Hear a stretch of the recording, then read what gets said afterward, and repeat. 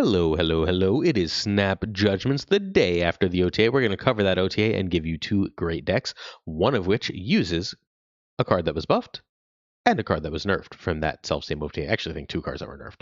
The first change, and probably the biggest overall from this OTA, is Debris. It is no longer a full clog card. It doesn't put rocks on your opponent's side of the board, just your side of the board. Why would you want to put rocks on your side of the board? Well, it's a 3/7 now. 3/7 is really good stats. 3/7 without a huge downside is pretty good. And if Clog goes away, you are much less at risk of doing yourself real harm from that debris, throwing a bunch of rocks on your side. We can also do things with those rocks, whether they be one drops for zoo decks, whether they end up being targets for Marvel Boy, one drops for zoo decks, same concept, whether they end up being things that make Mockingbird cheaper, or fuel for Merlin, even a bit of Killmonger fodder. There's lots we can do, and we get a 3/7 body in the process. I think Debris is probably a solid and fine card that will have occasional homes while not being meta. Occasionally it'll pop up in a meta deck, but it's not going to be amazing.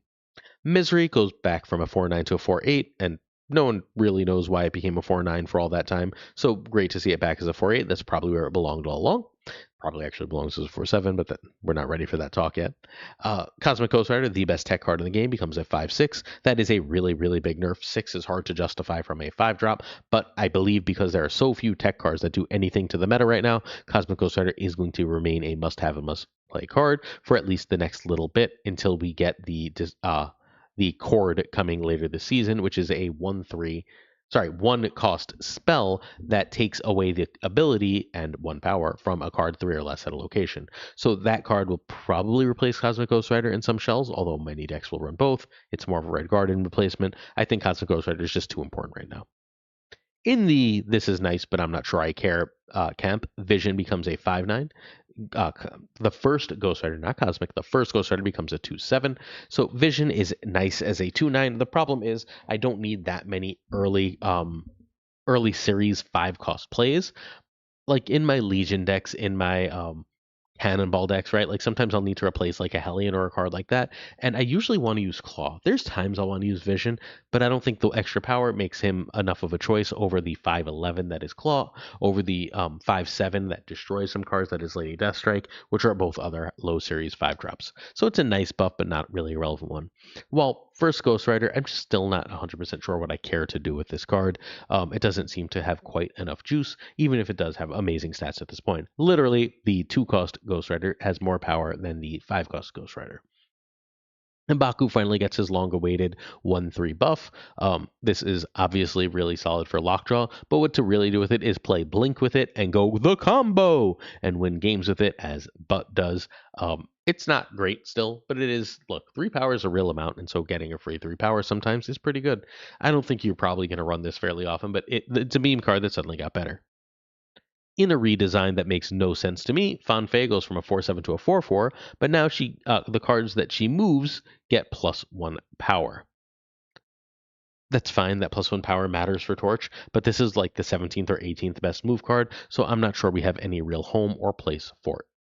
A change I feel a little bit better about is Hydra Stomper, who just becomes a 3/3. It's a powerful card that can use this extra bit of push. At playing a 3/2 on turn 3 was rough sometimes, especially in a meta that often wanted to run the card Iron Patriot. Now, as a 3/3, it's a little less embarrassing there, even if the overall power change isn't huge. Overall, I think this is a fairly uneventful OTA outside of the removal of one entire deck archetype from the game.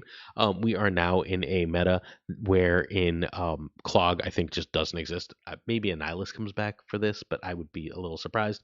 I think Clog just fundamentally stops existing at this point in the way it did because Debris was the most important card in that deck. It was the way that like you got the whole board Clog that you had to protect against, and without that, I think Clog just goes away. Outside of that, these are very, very small changes going into the Golden Gauntlet World Championships coming tomorrow. All right, the first deck we're going to talk about is a deck that is built around the change to Debris. Debris is a 3/7. This deck actually started being piloted and hit Infinite with Ika with a 71% win rate before the changes. Debris, putting rocks on the opponent's side in this deck, meant nothing to this deck strategy.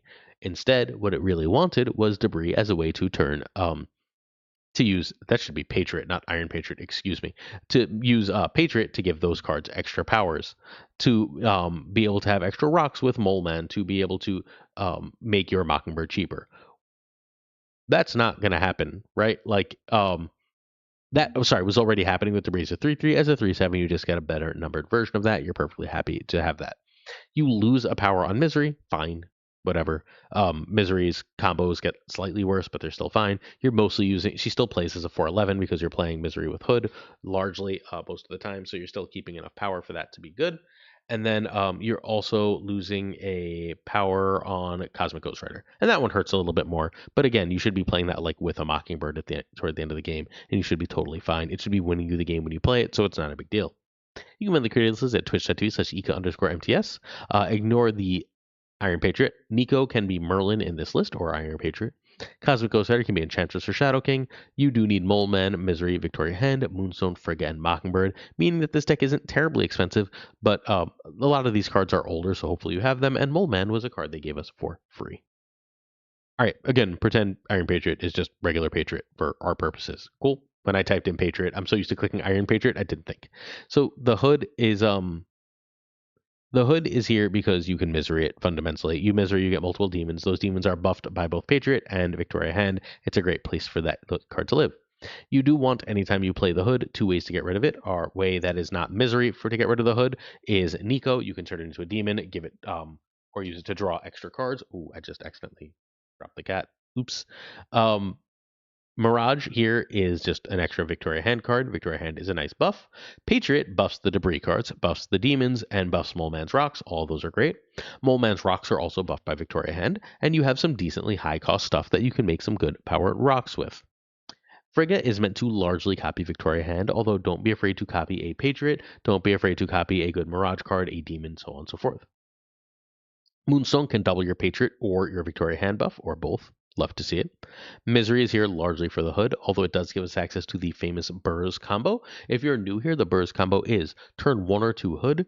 Oh, no. We don't have the actual Burrs combo here because this is Patriot, not Iron Patriot. I'm so used to that Iron Patriot and Vicky Hand decks. Oh my god. You talk about 10,000 Vicky Hand decks, you get Patriot stuck in your brain. Cosmic Ghost Rider is the best tech card in the game. I could see this deck running like a Shadow King, running like a Red Guardian. If you don't have Cosmic is so good, it's really, really just rough to replace. And then Mockingbird, you're running a bunch of demons, you're running a Mirage card, you're running 2 rocks from Debris and maybe 2 rocks from Mole Man. All that makes Mockingbird cheap. Cheap 9 is good. So finally, something fun. This meta has been all about the crazy points, and the second deck we're going to talk about today is the crazy points deck, but we actually have a fun deck here. Turn 1 Hood or Nico pending your hand. Turn 2 Victoria Hand, a Frigga over any other 2s, which means Mirage, or you can drop a 1-drop. Turn 3 Frigga over Debris or Mole Man, and you can't burst combo. You can also just cold drop Patriot here if you'd like to. I tend to prefer Debris or Mole Man, and I can drop Patriot later. Turn 4 Misery or Moonstone plus or it's better than 2/2. If you had to play that Patriot, if you had to play that hand, you could drop the Moonstone early. If you drop Moonstone, you didn't play either of those, though, you get a little bit of extra threat because they don't know if you're going to play any silly combo stuff under Moonstone and they have to respect it. Misery is good, obviously, if you have Hood. 2/2 is also an acceptable place to live here. If you do that, play Victoria Hand second in case you can frig it. Turn 5, 3/2, generate cards or Misery and Hood. And then turn 6, you play everything else you can out, which means some demons, which means some Mole Man cards, sometimes a really cheap Mockingbird. You go to town. Very, very cool, very powerful list from Ika. 71% win rate in 61 games. For Infinite is nothing to sneeze at, especially playing something so off meta in what is the most OP meta we've ever had, or at least we've had since Shuri and Thanos were the kings 2 years ago of Marvel Snap. So way to go, Ika, with an amazing, amazing win rate with this very, very, very off meta deck. Let's talk about the meta, but first, please hit that sub, leave a like, and leave a comment. If you're so inclined to help support the channel, it would really, really help us a lot. Please, thank you. In addition, we are giving away 5 Spider Punks this week. We'll announce them either tomorrow or the next day. We're going to do a sub, like, and comment on any freaking video we release this week. Want Spider Punk? Do that.